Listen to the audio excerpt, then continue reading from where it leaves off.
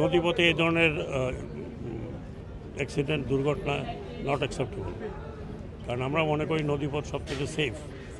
সেইখানে দুর্ঘটনাটা কেন ঘটেছে, কেন একটা উল্টা পথে গিয়ে মাঝখানে মারলো কীভাবে, এটা একটা ইনকোয়ারি কমিটি হয়েছে 8 সদস্য নৌ মন্ত্রণালয় থেকে। 7 দিনের মধ্যে এই ইনকোয়ারি কমিটি যখন রিপোর্ট দেবে সেই রিপোর্টটাও জনসমক্ষে আসবে, এবং যারা নিহত হয়েছেন তাদের আত্মার মাগফিরাত আমরা সবাই কামনা করছি। অত্যন্ত দুঃখজনক ঘটনা।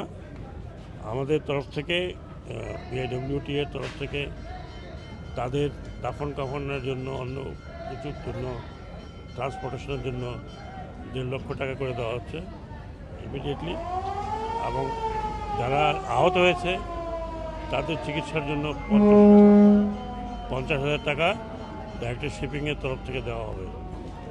আর কতগুলো ইনস্ট্রাকশন দেওয়া হয়েছে, এই কুয়াশার মধ্যে, ঘন কুয়াশায় কোনো লঞ্চ চলবে না।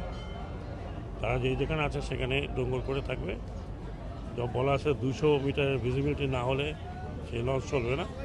প্লাস একটা স্পেশাল সার্ভে করা হবে, যারা চালাচ্ছে, যারা সুখানি, যাদের অ্যাসিস্ট্যান্ট, তাদের লাইসেন্স আছে কি না, তাদের যদি পরীক্ষা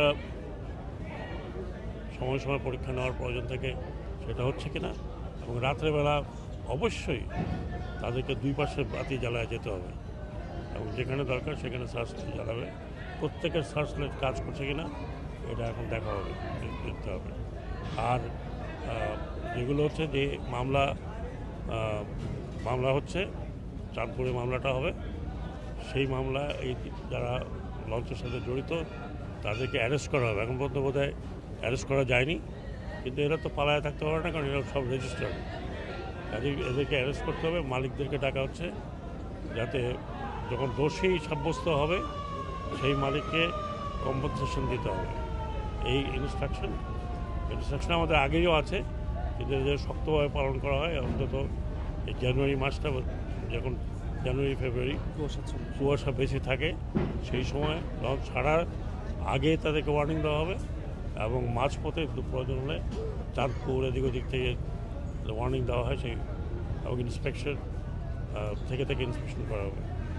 মোটামুটি এই আমি নিজে দেখতে আসলাম।